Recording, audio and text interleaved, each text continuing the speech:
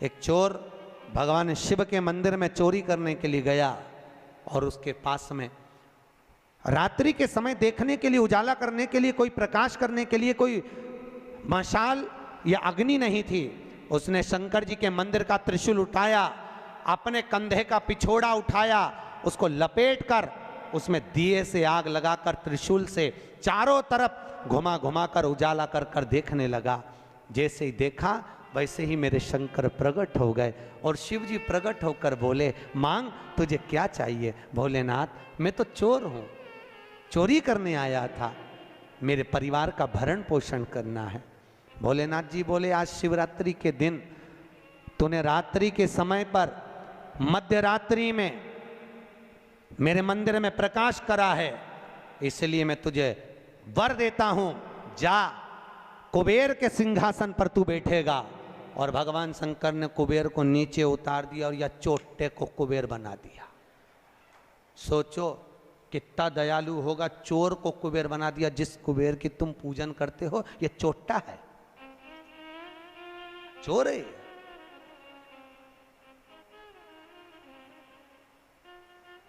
और यही कुबेर जब खूब धनपति बन गया, खूब अपार धन आ गया, तो इसने पूरे 33 करोड़ देवी देवताओं को निमंत्रण करने बुला लिया। आओ साहब हमारे यहाँ आकर भोजन करो। क्यों?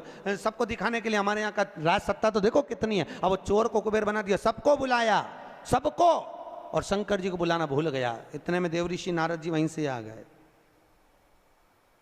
नारद जी ने कहा, क्या बात है कुबेर जी? कुबेर जी बोले, आज हमारे यहाँ भोजन है, कल आप भी आना, बड़े प्रेम से पाना। नारद जी बोले, हम तो पालेंगे, पर ये तो बता चोट्टे, तेरे को जिसने कुबेर बनाया उसको बुलाया? कि महाराज मैं उसको भूल गया। होता है, दुनिया के लोगों की रीति है। जब व्यक्ति जिसके माध्यम से आगे बढ़ जाता है, बढ़ते चले गया, धनपति हो गया, सब कुछ बना लिया, पर जिसके पूंजी से, जिसके धन से, जिसकी संपदा से, जिसके आशीर्वाद से व्यक्ति आगे बढ़ता है, उसको व्यक्ति भूल जाता है। बस उसी को भूला, उसी को। बाबा कुबेर जी ने कहा मैं तो भूल गया, अब क्या करूं? नारद जी ने कहा जाओ विनती करो। नारद जी ने जैसे ही कहा, कुबेर दौड़ कर गया भोलेनाथ जी के पास में, हर हर। भोलेनाथ जी ने पूछा, बोलो क्या बात है? इतने में कुबेर बोला, प्रभु मेरे से गलती हो गई, मैं आपको निमंत्रण देना भूल गया। शंकर जी बोले, कोई बात नहीं, देखो ये बड़ी बड़ी पार्टियां तो मैं तो वैसे भी अटेंड नहीं करता भैया, इतनी बड़ी बड़ी पार्टी मैं अटेंड नहीं कर सकता, तो कौन अटेंड करेगा? इतने में भगवान भोलेनाथ जी बोले, मेरा जो छोटा बेटा है गणेश, वो अटेंड करेगा। इतने में कुबेर बोला, प्रभु वो इतना सा तो रखा है, क्या खाएगा? इतना तो केना था। शंकर भगवान को हंसी आ गई, इसीलिए तो उसको अटेंड करने भेज रहा हूं, इसीलिए उसको भेज। वो क्या खाएगा? बाबा भोलेनाथ जी बोले, अब तो इस समय बताएगा कितना खाता है। कार्तिकेय जी को गुस्सा आ गया। कार्तिकेय जी ने अंदर माता पार्वती से कहा, माँ माँ। माता पार्वती जी ने पूछा, क्या बात है? माँ घर का बड़ा बेटा कौन है? भगवान पार्वती जी ने कहा, कार्तिकेय तू। जब बड़ा बेटा मैं हूं तो सबसे पहले पार्टी अटेंड करने का हक किसका? तेरा। तो शंकर जी ने, पिताजी ने गणेश जी को कुबेर भैया के यहाँ भोजन करने क्यों भेजा? शंकर जी आएंगे, उनसे पूछेंगे। भोलेनाथ जी जैसे ही आए, पार्वती ने पूछा, क्यों उपद्रव करवाते हो प्रभु, ये सब प्रपंचा क्यों करवाते हो? जब तुम्हारे दोनों बेटे बराबर हैं तो फिर ये बड़े को तुमने भेजा क्यों नहीं? इतने में शंकर जी बोले, मुझे मालूम है कहाँ पर, कौन सी पार्टी में, किसके घर किसको भेजना, लिफाफा लेके। मुझे सब मालूम, कौन सी शादी किसको अटेंड कराना है, ये मुझे मालूम है, इसलिए मैंने गणेश जी को वहां भेजा। और गणेश जी से कहा, बेटा अच्छे से जीवना। गणेश जी बोले, पिताजी नाक कटाऊंगा नहीं, क्योंकि नाक मेरी लंबी है, तुम चिंता करो मत, जीवने बैठा तो उठूंगा नहीं जब तक आपकी सूचना आएगी नहीं। और गणेश जी महाराज पहुंच गए। शाम को 7 बजे भोजन का टाइम, 4 बजे पहुंच गए। और 4 बजे जैसे गणेश जी पहुंचे आवाज लगाई कुबेर भैया कुबेर भैया। अब जैसे बोले कुबेर भैया तो कुबेर भैया तो नहीं आए, कुबेर जी की धर्मपत्नी निकल कर बाहर आ गई। और कुबेर जी की पत्नी ने कहा गणेश जी भोजन का टाइम तो 7 बजे। इतने में गणेश जी बोले भाभी जी सब लोग जिमने आ जाएंगे, मैं छोटा सा कहाँ बैठ के जिमूंगा, इसलिए आ गया। अंदर से कुबेर जी बोले अब आ गया है तो जिम लेने दो, अच्छा है जितने जिम के जाएंगे टाइम तो निकल जाएगा और समय 33 करोड़ देवी देवता का भोजन बना, इसको जल्दी जल्दी जिमा जुमू के न चीत कर। ऐसे गणेश जी को बिठाया, आओ गणेश जी बैठो। भाभी ने कहा बैठो, गणेश जी बोले भाभी बैठ जाऊं, हाँ बैठ जा। चौकी लगा के गणेश जी के बिठा दिया और अब थाली जैसे ही लगी भाभी थाली लगा के लाई, गणेश जी खाते गए। जैसे ही खाते गए 33 करोड़ देवी देवता का भोजन 15 मिनट में निपटा गया। 33 करोड़।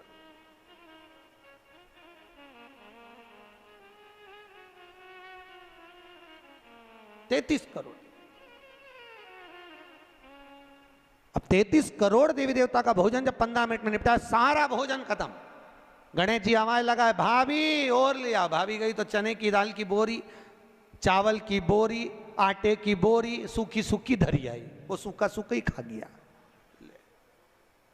घर का जितना माल था, दुकान का जितना माल, भंडारे का जितना माल सब खा गया। इतने में कुबेर जी की पत्नी दौड़ती दौड़ती गई, स्वामी स्वामी। स्वामी जी बोले क्या हो गया? कुबेर जी बोले हुआ क्या कि वो सब खा गया। कि कौन? तो कि वो गणेश। तो कि वो तो इतना सा था। तो वो इतना सा तो है पर तोन जोरदार है, सब खा गया। इतने में कुबेर जी नारद जी के पास पहुंचे तो नारद जी तो आनंद में लगे हुए थे, खूब अलमस्ती। नारद तो नारद, वो तो अलमस्ती में। श्रीमन्नारायण श्रीमन्नारायण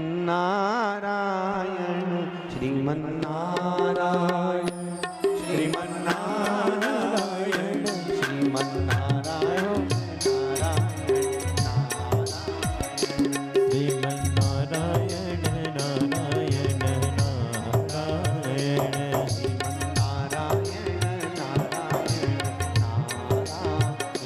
श्रीमन्नारायण नारायण नारायण। दोनों हाथों से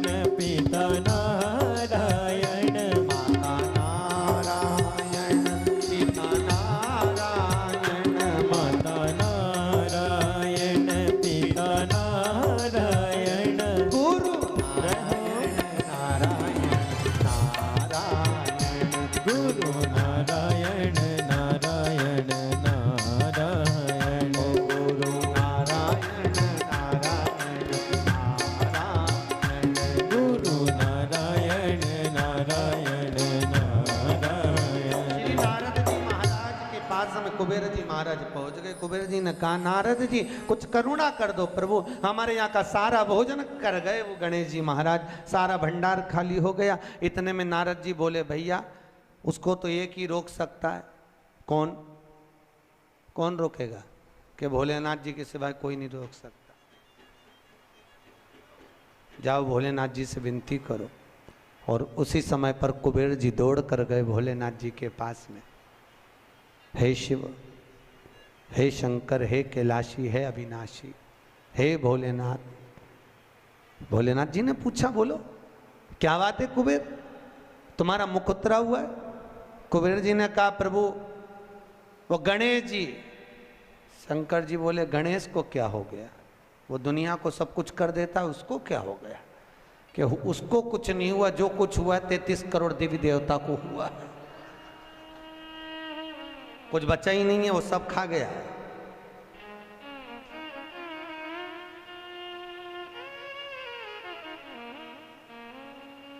भगवान शिव ने कहा, क्या चाहते हो? उनको जीमने से रोक दो प्रभु, कुछ बचा ही नहीं है, आप देखेंगे। शंकर जी ने एक दुर्बा उठाकर दे दी कि गणेश जी को दे देना, कि ना ये दांत खरोच ले।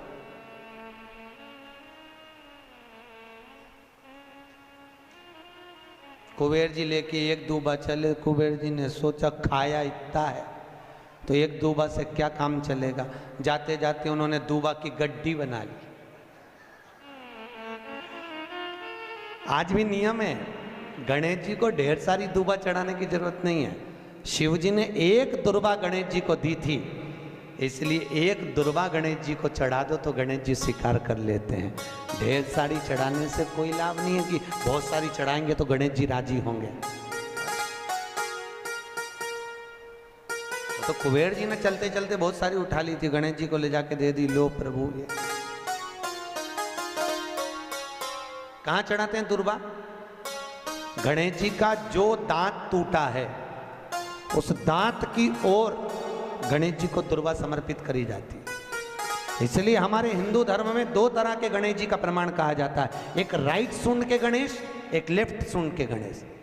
राइट सूंड का जो गणेश होता है वो घर में रखा जाता है, और लेफ्ट सूंड का जो गणेश होता है वो अपने ऑफिस में, व्यापार की जगह पर, दुकान में, धंधे में, पानी में, सर्विस में, नौकरी में लेफ्ट सूंड का गणेश रखा जाता है।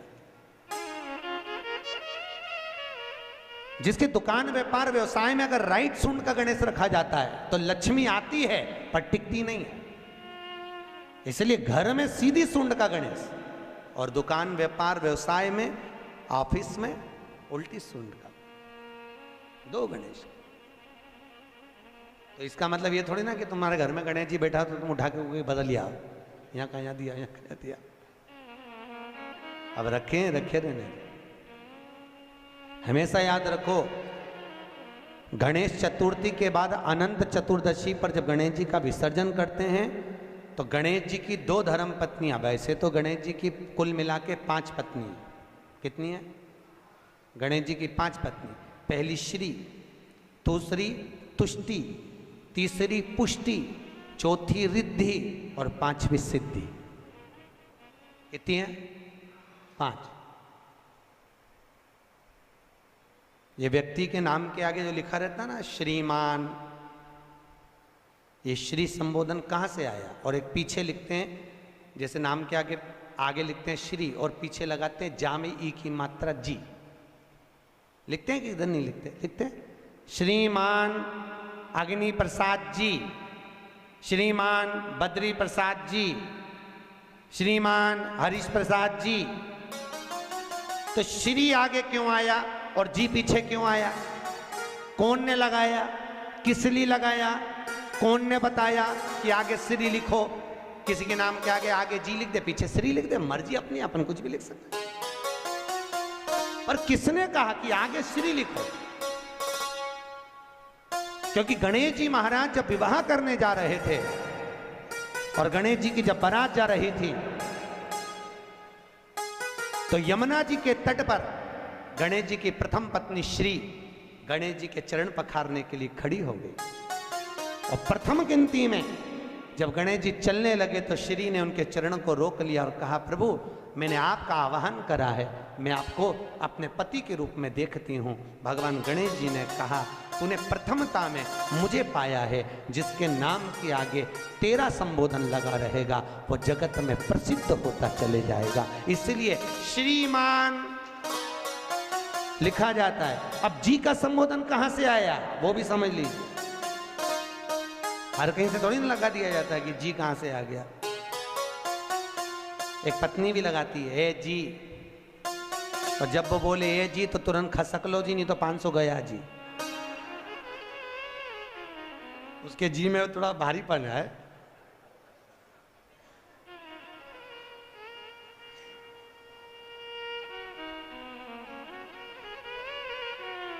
तैतीस करोड़ देवी देवता में सबसे सुंदर जोड़ी थी शंकर और पार्वती की। सही है कि गलत है? कभी नहीं झगड़ते थे। इसलिए पृथ्वी पर ना तो लक्ष्मी जी के व्रत हैं, ना ब्रह्माणी के व्रत हैं, ना इंद्राणी के व्रत हैं।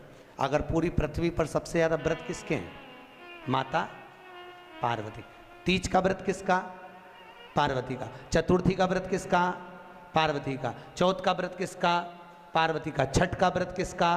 पार्वती का। जितने व्रत है सब माता पार्वती। लक्ष्मी जी का कोई व्रत है क्या? अरे बोलो तो, ये आप लोग वो वैभव लक्ष्मी का व्रत करते हो, ये पुराना व्रत नहीं है, ये तो अभी अभी लोगों ने चालू कर दिया। ये लक्ष्मी, यहाँ कई लोग अमावस्या के दिन, दिवाली के दिन व्रत रख लेते हैं, हमारे शास्त्रों में उसका भी प्रमाण नहीं है। वो तो तुम लक्ष्मी के चक्कर में रख लेते हो कि दिन भर भूखी रहूंगी तो लक्ष्मी जल्दी आ जाएगी। नहीं तो ये हमारे शास्त्र में प्रमाण नहीं है लक्ष्मी जी के व्रत का। कहीं सरस्वती का व्रत है क्या ब्रह्माणी का? अरे बोलो तो सर, बसंत पंचमी के दिन रखती हो कि सरस्वती का व्रत? नहीं, केवल एक व्रत माता पार्वती का। क्यों नहीं है? लक्ष्मी का व्रत इसलिए नहीं है क्योंकि माता लक्ष्मी भगवान नारायण को श्राप दी थी। जब लक्ष्मी जी श्रृंगार कर रही थी और इतने में भगवान विष्णु आ गए और भगवान विष्णु ने लक्ष्मी जी का मुख देखा, देखकर हंस दिए। इतने में लक्ष्मी को क्रोध आ गया, हे नारायण तुम मुझे देखकर हंसे हो घोड़े की तरह, इसलिए मैं तुम्हें श्राप देती हूं, तुम्हारा सिर कट जाए और तुम्हें घोड़े का मुख लग जाए। तो भगवान नारायण को घोड़े का मुंह लगा और नारायण का हयग्रीव अवतार हुआ। कौन सा अवतार? हयग्रीव। ये लक्ष्मी का श्राप नारायण को लगा था, इसलिए लक्ष्मी का कोई व्रत नहीं। ब्रह्माणी ने ब्रह्मा को श्राप दिया था पुष्कर राज की भूमि पर। जब पुष्कर राज की भूमि पर यज्ञ हो रहा था, ब्राह्मणों ने कहा ब्रह्म देवता मुहूर्त निकल रहा है, जल्दी यज्ञ में बैठो। ब्रह्मा जी ने नारायणी से कहा, ब्रह्माणी से कहा, ब्रह्माणी जल्दी चलो, सरस्वती जल्दी चलो, यज्ञ में बैठना है। ब्रह्माणी ने कहा भी आई तैयार होके। ब्रह्माणी तैयार होने में लगी रही, बहुत समय निकल गया, मुहूर्त निकलने लगा। ब्रह्मा जी से ब्राह्मणों ने कहा ये मुहूर्त निकल रहा है। ब्रह्मा जी ने कहा करें क्या? इतने में ब्राह्मणों ने कहा तुम बताओ क्या करें? ब्रह्मा जी बोले आपको जो करना है करो। ब्राह्मणों ने गाय को पकड़ कर ले आए और गौ माता को खड़ी कर कर गाय के सामने वेद ध्वनि करना प्रारंभ करा। जब वेद ध्वनि करी तो गाय के मुख से वेद माता गायत्री को प्रकट कर लिया। गायत्री को प्रकट करा, ब्रह्मा जी के पास में गठजोड़ा बांधकर बिठा दिया। जैसे बिठाया उसी समय पर ब्रह्माणी आ गई और ब्रह्माणी ने आकर देखा ब्रह्मदेव तुमने मेरी जगह पर दूसरी नारी को बिठाया है, मैं तुम्हें श्राप देती हूं, तुम्हारे पृथ्वी पर कहीं मंदिर नहीं बनेंगे। ब्रह्माणी ने श्राप दे दिया।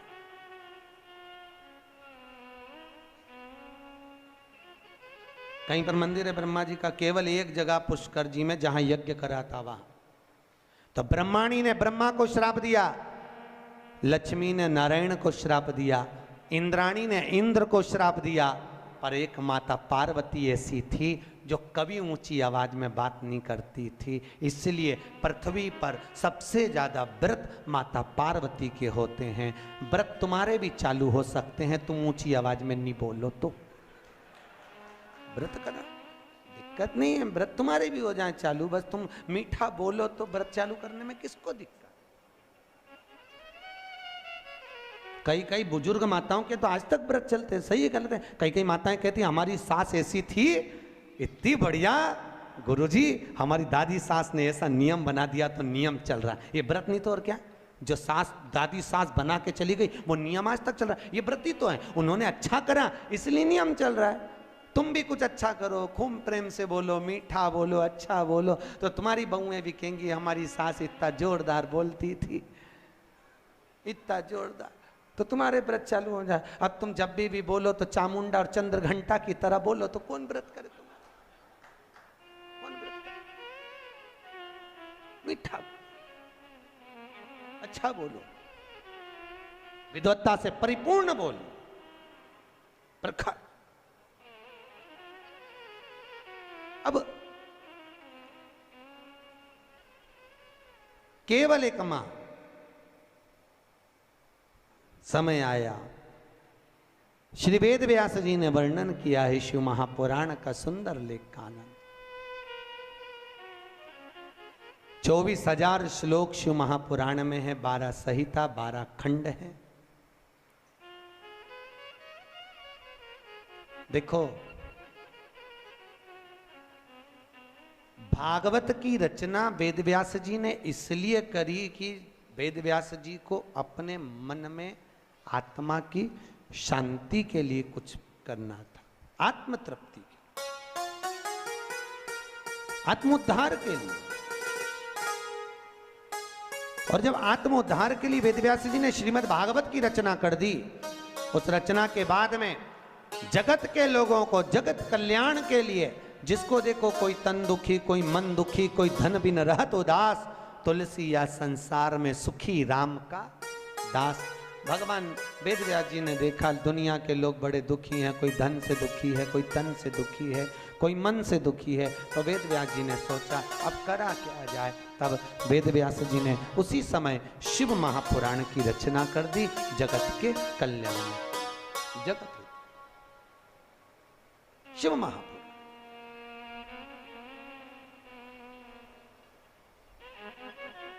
वेदव्यास जी लिखे, एक बड़ा सुंदर महत्तम लिखा, बड़ा सुंदर तत्व लिखा वेदव्यास शिव महापुराण के लिए।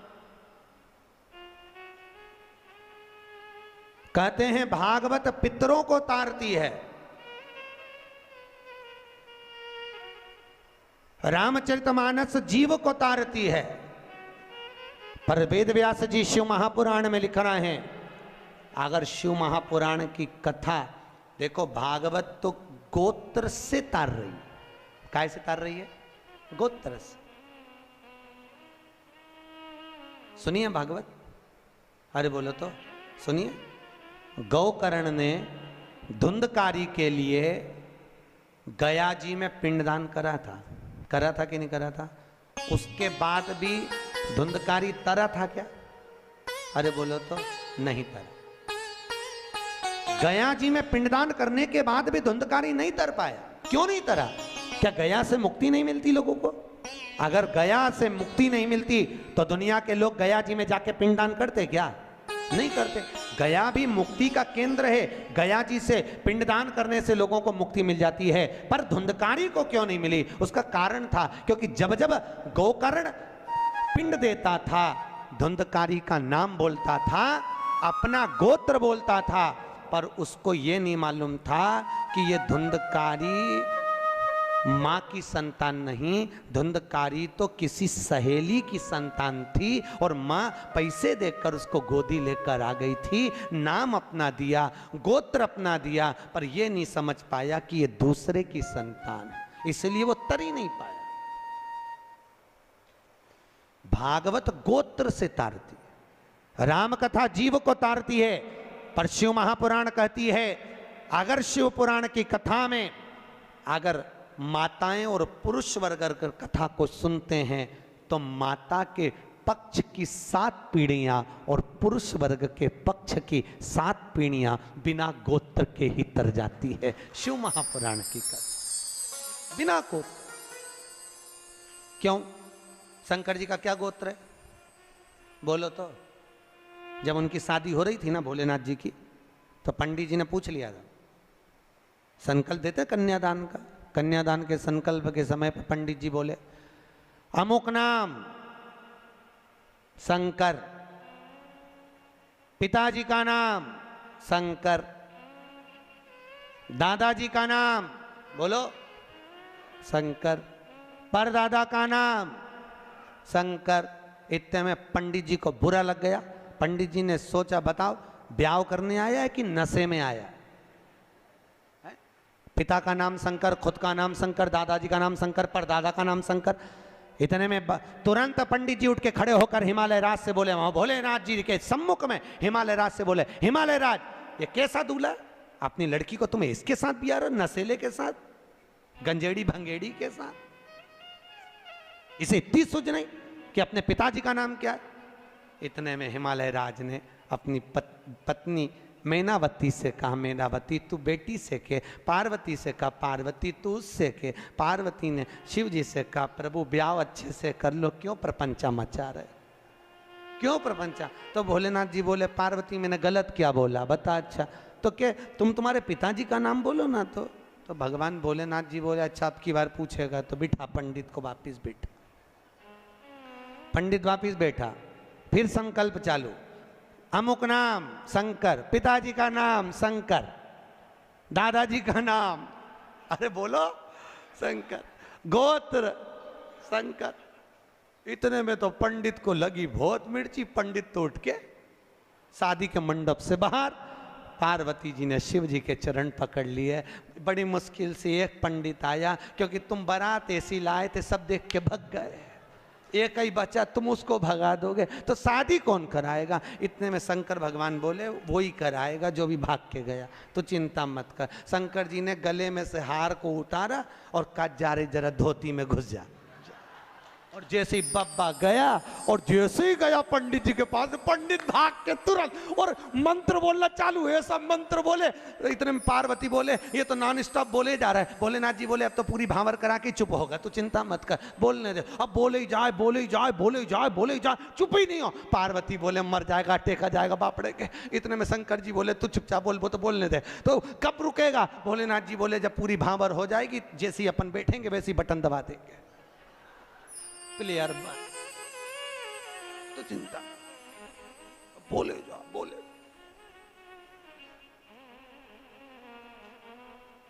पार्वती बोली, अभी भी चुप नहीं हुआ। भोलेनाथ जी ने कहा, 7 भांवर हो गई, अब तो हार हार। और जैसे ही भोलेनाथ जी ने हाथ धरा, बटन, अब नहीं बोला कुछ भी। शंकर जी ने पूछा, पंडित जी दक्षिणा? अब चुप हो ही बैठा है, बोले तो बोलेगा, अगर बोल दे और दूसरा पप्पा भेज दे तो आप बोल के कहा आप तो बोल लेना, दक्षिण कहलवा।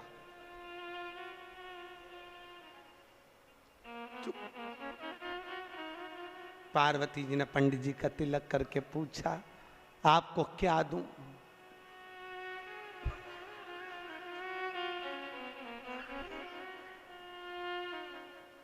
हिमालय राज पूछे, पंडित जी कुछ तो ले लो।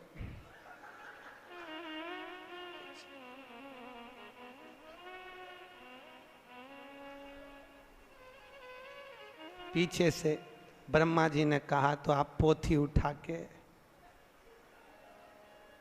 कुछ नहीं बोला। घर पे पंडित जी की पत्नी ने पानी पिला के पूछा, शादी कैसी रही?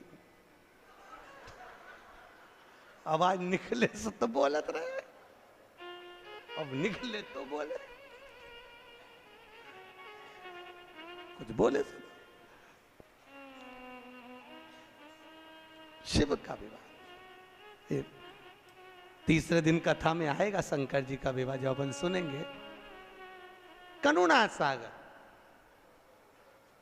यह शिव कथा कहती है, भगवान शंकर की कथा में गोत्र की भी जरूरत नहीं है, या बिना गोत्र वाले को भी तार देती है शिव पुराण। आप सुनोगे, माताओं ने श्रवण करी तो उनका माए का पक्ष की भी 7 पीढ़ी, ससुराल पक्ष की भी 7 पीढ़ी कथा को श्रवण कर कर तर जाती है। ऐसी शिव महापुराण की कथा है, शंकर की तरण तारण वाली। अब कौन ऐसी कथा होगी?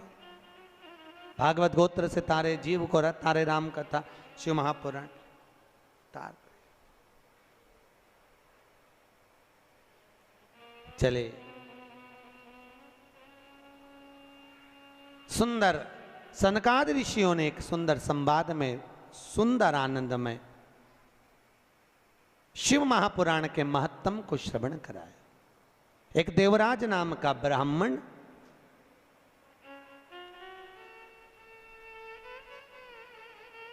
ब्राह्मण कर्म से वंचित रहा। देखो, हमारा जन्म जिस कुल में, जिस गोत्र में, जिस जगह पर हुआ है, हम उस वर्ण के अनुकूल रहे। ब्राह्मण का कर्म है शास्त्र पढ़ना, शास्त्र सुनाना। वैश्य का कर्म है धन एकत्रित करना। क्षत्रिय का कर्म है रक्षा करना। शूद्र का कर्म है इन तीनों वर्णों की सेवा। पर आज के जमाने में सब अपने अपने वर्ण से विभाजित हो गए। द्रौपदी के सम्मुख में एक प्रश्न आया था।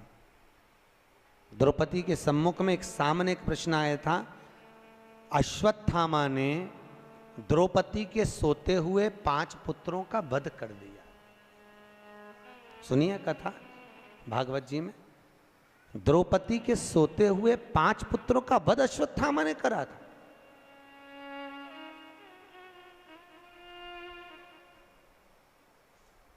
और द्रौपदी के जब 5 पुत्र मर गए, अश्वत्थामा को पकड़कर भीम ने सामने लाकर खड़ा कर दिया।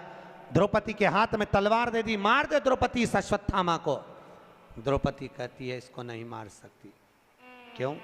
क्योंकि ये मेरे गुरु का पुत्र है, ये मेरे गुरु का पुत्र है। द्रौपदी, इसने तेरे बेटे को मारा, तू इसको मार दे।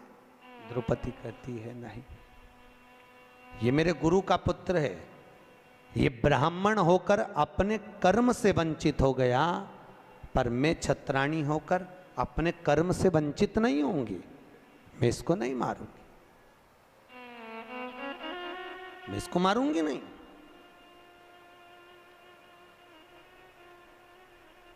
अरे इसने तेरे पुत्र को मारा, तू इसको मार दे। नहीं नहीं नहीं स्वामी, यह हमारी शास्त्र की रीति नहीं कहती कि कोई कुत्ता हमें काटे तो क्या हम कुत्ते को काट लें।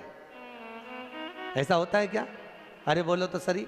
पर घर में ऐसा ही होता है। सास ने कुछ बोला और बहू ने पलट के जवाब दिया, तो ये तो वही बात हो गई कि कुत्ता तुम्हें काटा तो तुम कुत्ता काट गई। बात तो यही है भैया। शिव महापुराण की कथा कर रही है। सास कुछ बोले, पिता कुछ बोले, बहू और बच्चों को चाहिए कि पलट कर जवाब ना दे, ना जवाब दीजिए। कई लोग कहते हैं हमारी सास हमें बहुत गाली देती है, महाराज हमारी सास बहुत अपशब्द बोलती है। बोलने दो,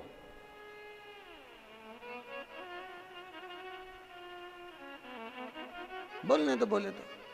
एक पत्थर का टुकड़ा एक खदान से निकला, उसी खदान में से मार्बल का जब टुकड़ा निकला,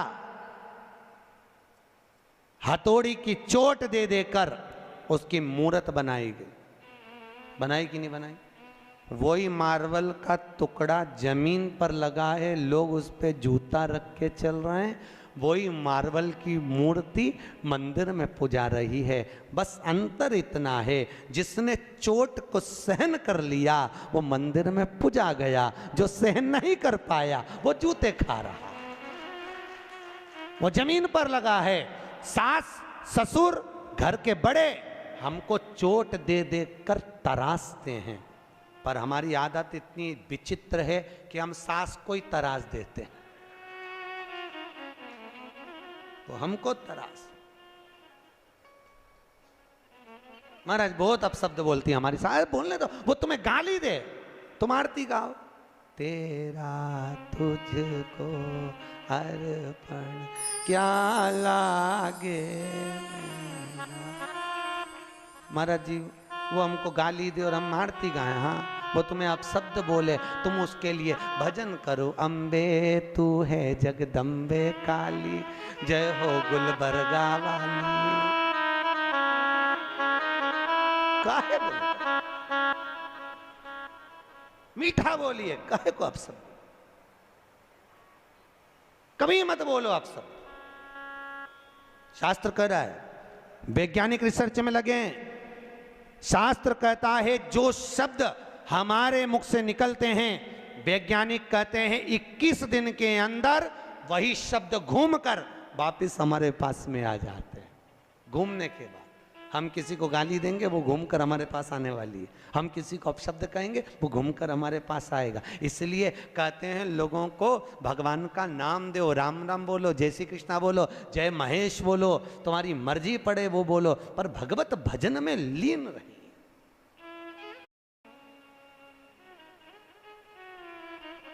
भगवत भजन में एक जगह शिव महापुराण की कथा करने गए थे। कौन सा स्थान था? मंगरूल पीर। वहां पर हमारे मारवाड़ी समाज के महेश्वरी बंधु कुछ बोले कि हम तो वेंकटेश भगवान को मानते हैं, हम कथा में नहीं आएंगे, तुमने गलत कथा रख ली शिव महापुराण की। भैया यहाँ शास्त्र कह रहा है तुम महेश्वरी महेश के वंशज हो। सही है कि गलत है? अरे बोलो तो। महेश्वरी। पर आज के जमाने में लोग, सीधी सीधी बात, शास्त्र, शिव जी के कितने लड़का लड़की थे? अरे बोलो तो। शंकर भगवान के कितने बच्चे?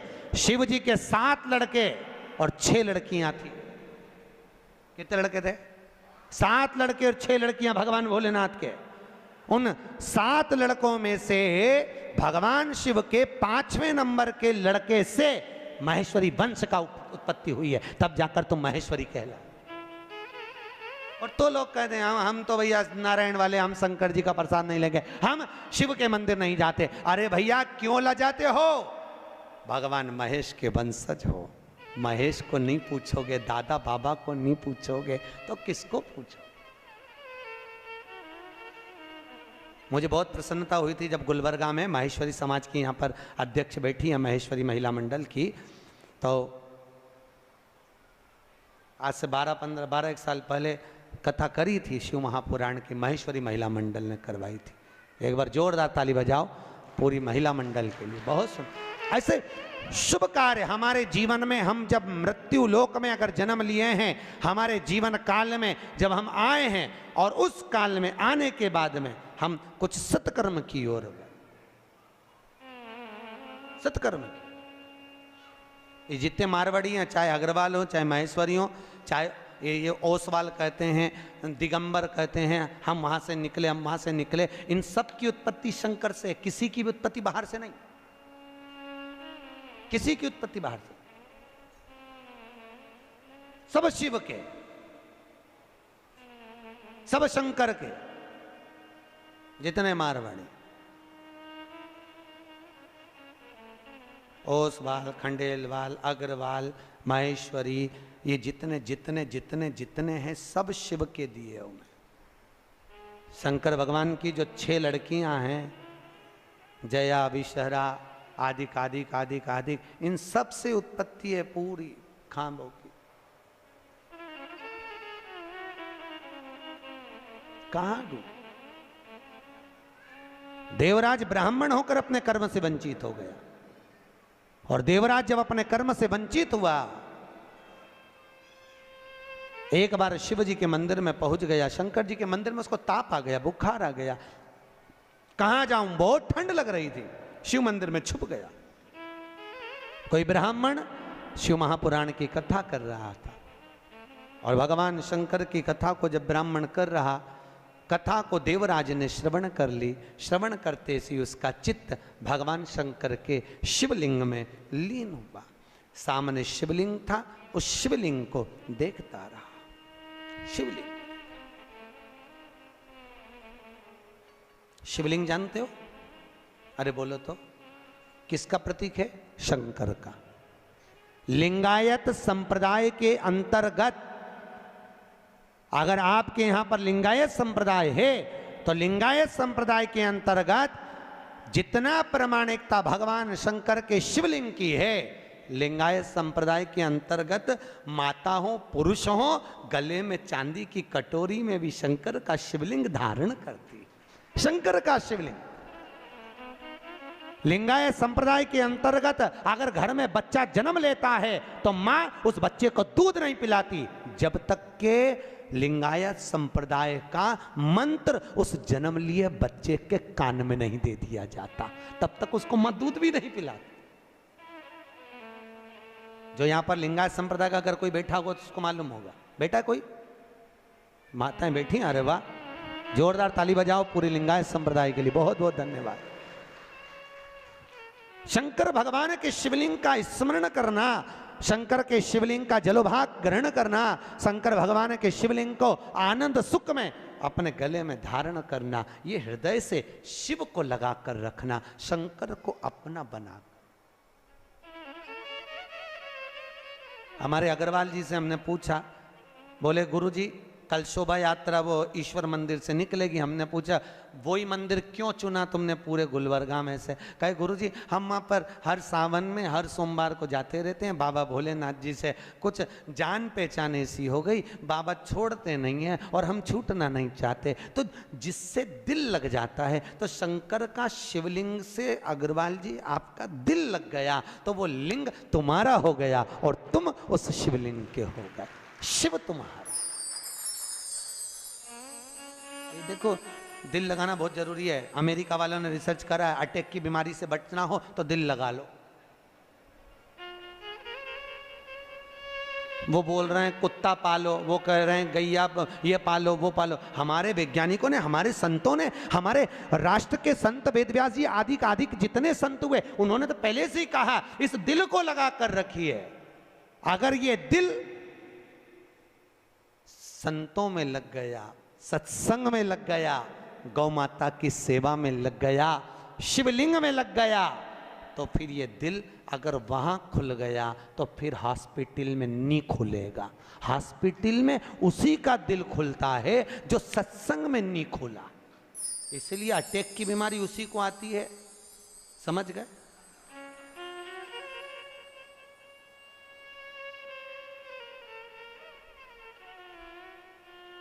किसी ने कितना सुंदर गाया है, बताओ ना हमें लोगों, हमें दिल की बीमारी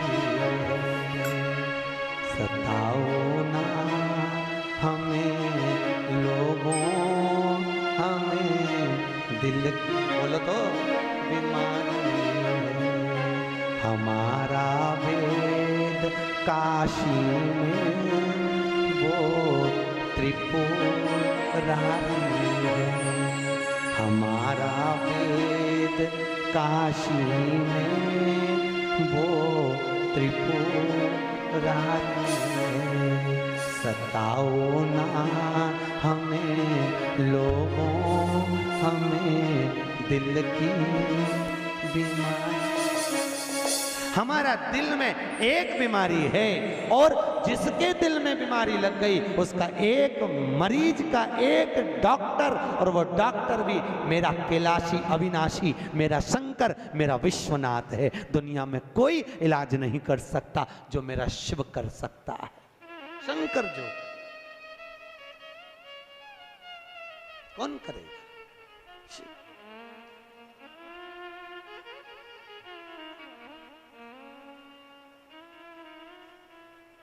बीमार होने पर लोग तुम्हें आईसीयू में पटक देते हैं, वेंटिलेटर पर पड़ा है, परिवार का आदमी भी अंदर नहीं जा सकता केवल डॉक्टर के सिवाय। कोई जाता है? बोलो तो, कोई नहीं।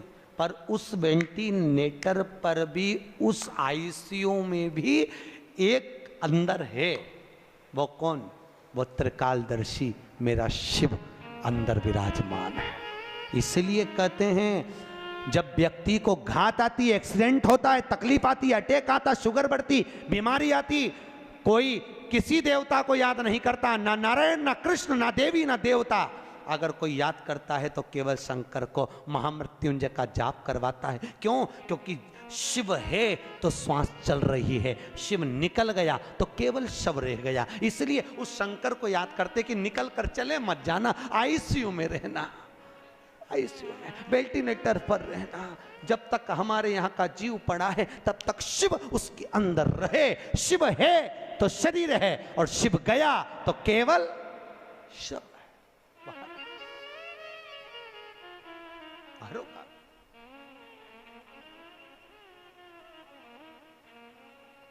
हमारा वेद दुनिया में वो त्रिपुर।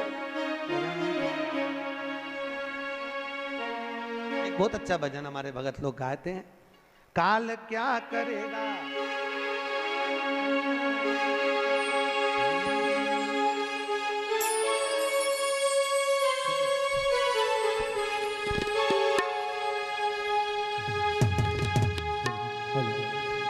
काल क्या करेगा महाकाल के आगे। कर लूंगा दो बात मैं उस काल के आगे। ओहो कर लूंगा दो बात मैं उस काल के आगे। वो काल क्या करेगा महाकाल के आगे। वो काल क्या करेगा महाकाल के आगे। बोलो तो ना।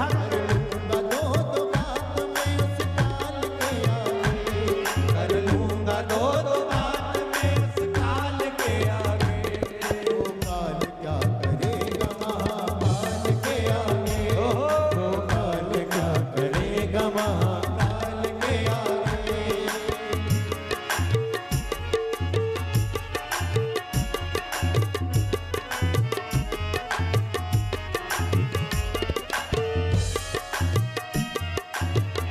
बड़े भाव ताली बजाकर सांप निकल जाता है।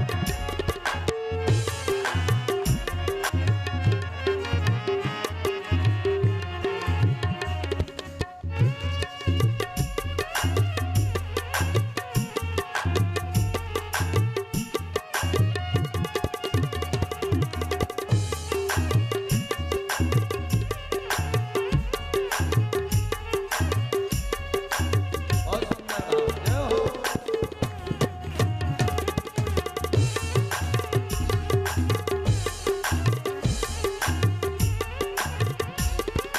वाहे भोलेनाथ का देवों के हैं अवसर। वाहे भोलेनाथ का देवों के हैं अवसर। बैठे हैं समाधि में वो गोरा के हैं हर हर। बैठे हैं समाधि में वो मैं हूँ नहीं हर हर। बैठे हैं समाधि में वो गोरा के हैं हर हर। या गोरा के हैं हर हर। चमक चंद्रमा शिव भाल के आगे। चम चम चमकता चंद्रमा शिव भाल के आगे। लड़े मुंड भाल के आगे। वो काल क्या करेगा महाकाल के आगे। वो काल क्या करेगा महाकाल के आगे। कर लूंगा दो हाथ में उस काल के आगे। कर लूंगा दो हाथ में उस काल के आगे। वो काल क्या करेगा महाकाल के आगे। वो काल क्या करेगा महाकाल के आगे। वो काल क्या करेगा महाकाल के आगे। वो काल क्या करेगा महाकाल के आगे। हर अगर मेरा महान काल अंदर बाहर जहां तहां हर जगह पर वही तो विराज। दूसरा है कहां पहुंचा, हर जगह पर तलातल रसातल वायुचर जीव जहां जहां देखो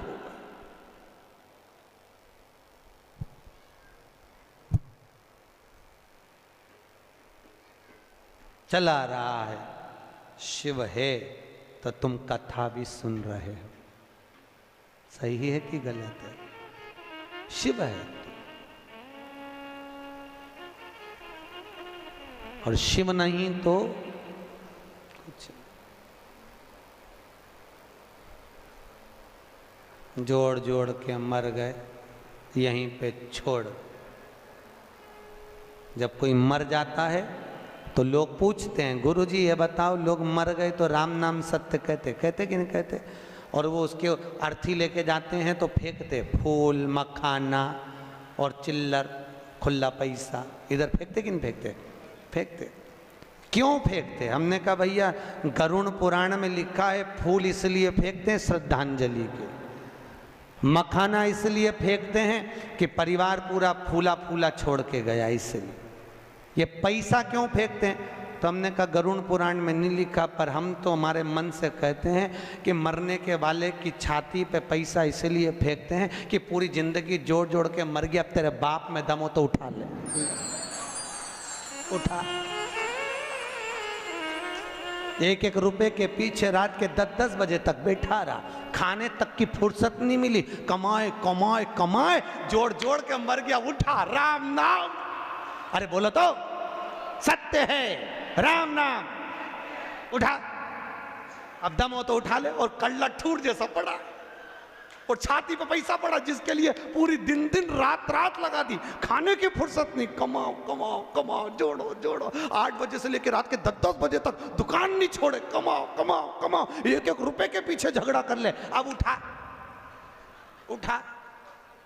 खुद की औलाद खुद की छाती पे फेंक रही राम नाम सत्य के, उठा ले। अच्छा ऐसा पड़ा, उठा ले। अब तो नाक में भी रुई धरी, उठा, उठाओ। जिसको कमा कमा के मर गए उसी को तुम्हारी छाती पे पटका कि ये रुपया किसी काम का नहीं दादा, कर लिया सो काम है, भज लिया सो राम है, और दे लिया सो दान है। ये शिव महापुराण की कथा यही सीख देती है। इसलिए तो शंकर जी शमशान में बेफिक्र होकर रहते हैं कि अलमारी होए तो चाबी लगाना पड़े, अपन तो खुला छोड़ो और घूमने चलो। का मतलब आग लगे बस्ती में, अपन रहो मस्ती में। का मतलब क्या मतलब? नामदेव जी का चरित्र सुना? नामदेव जी, एक बार नामदेव जी की कुटिया में आग लग गई, गांव के लोग इकट्ठे हुए, उन्होंने नामदेव जी के घर में से गद्दा वगैरह चटाई वगैरह निकाल ली, थोड़ी किताब। नामदेव जी आए, उन्होंने देखा आज तो मेरी कुटिया में आग लग गई, धन्य है रे भगवान, बारे मेरा पांडुरंगा, हरि विठल, गजब करा तूने, आज अग्नि के रूप में आ गया, बारे प्रभु वाह। नामदेव जी से लोगों ने कहा हमने इतना सामान बचा लिया। नामदेव जी बोले काय को बचाया? भगवान आए थे, दे दो, लाओ दो। गद्दा भी पटक दिया, चटाई भी पटक दी, रजाई भी पटक दी। गांव के लोगों ने सोचा अपन ने तो बचाया, बताओ इसको देखो तो सही, पूरा आगी में पटक दिया, अगली बार लगने दे आग, अपन एक चीज नहीं बचा। और एक गांव का लोग इसको ओढ़ने के लिए कुछ मत देना, ठंड का समय है, ठंड में मर जाएगा अपने आप। नामदेव जी आगी लगी, कुकड़ते कुकड़ते सो रहे हैं। गांव के लोगों ने कहा एक रात सोएगा ना बिना रजाई गद्दा के मरीज जाएगा, मत दो एक भी। गांव के लोगों ने दिया ही नहीं, सब चले गए, इसको सबक देना जरूरी है। नामदेव जी रात को सोए, भगवान ने सोचा अग्नि के रूप में भी मेरा दर्शन करा इस नामदेव ने, मेरा भगत है, ऐसा ठंड में उकड़ उकड़ के मर जाए क्या मतलब। भगवान रात को आके मखवल का गद्दा बिछा के, मखवल की रजाई, सुंदर तकिया, सुंदर झोपड़ा बना के भगवान ने उसको सुलाया। गांव के लोगों ने सोचा चलो चल के देखे जिंदा है कि मर गया। जो जाके देखा वे तो मखवल के गद्दे रजाई में, एक नंबर झोपड़े में सो रिया।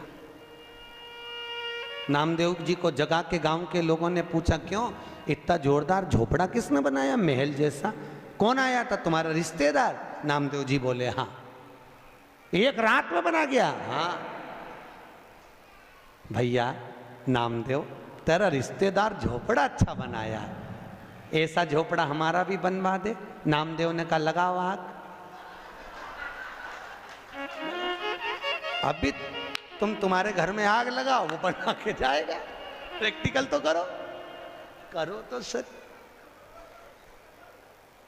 आदमी कितनी मेहनत करा वो नहीं दिखता, परंतु ये महल कैसे बन गया, ये इतना माल कैसे आ गया, ये कैसे हो गया। अरे भाई मेहनत तो लगाओ आग, अपने अपने घर में भी लगाओ, अभी आएगा रात के बनाने, लगाओ तो करना पड़ता है। भजन नहीं करो तो भगवान मिले कहा। शिव करुणा सागर शंकर ने, देवराज भगवान शंकर के शिवलिंग का स्मरण कर कर शिव में समाहित हो गया। प्राण छूट गए, शंकर के धाम गया। महत्तम वर्णन करता है कि बिंदुक नाम का ब्राह्मण था जिसकी धर्म पत्नी का नाम था चंचुला देवी। क्या नाम था? चंचुला। एक होती है धर्म पत्नी, एक होती है पत्नी। ये चंचुला जो थी ये धर्म पत्नी नहीं थी, ये पत्नी थी।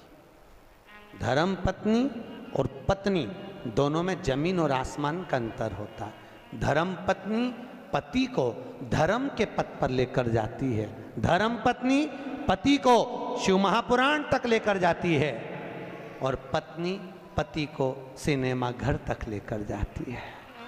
अंतर। पत्नी पति को शॉपिंग मॉल तक लेकर जाती है, पत्नी पति को मायके तक लेकर जाती है, और धर्म पत्नी पति को कहती है चलो सालसर भवन में कथा चल रही है, चलो। रोज प्रतिदिन कहती है। आपसे निवेदन है 7 दिन में 1 दिन धर्म पत्नी का फर्ज अदा करना। और शिव महापुराण की कथा कहती है धर्म पत्नी का फर्ज ये भी है कि पति को धर्म के पथ पर लेकर आए, और अगर पति कथा में नहीं आ रहा हो तो जितनी कथा यहां सुनो उतनी कथा घर जाके सुनाओ। यही बात हमने पूना में मंगलवार पेट में कही थी कि जितनी कथा यहाँ सुनो घर जाके सुनाओ। एक नई नवेली बहू तीसरे दिन कथा में आके बोली गुरुजी आज मेरा सेठ कथा में आया है। मैंने कहा बहन मिलवाना हो। आखिरी में वो बेलपत्र लेने आया तो हमने पूछा भैया 3 दिन कथा में नहीं आया, आज चौथे दिन कैसे आया? उसने कहा गुरुजी रात को 9 से 12 सुनने से अच्छा है दिन में 2 से 5 सुन लूं। ये पूरी रात बैठ के तुम्हारी कथा सुनाती रहती है। आपसे भी निवेदन है, आप भी प्रतिदिन नियम बना लो, जितनी यहां से सुन के जाओ बस चरण दबा दबा के जी वो सीवर वाला महाराज बोला पूरी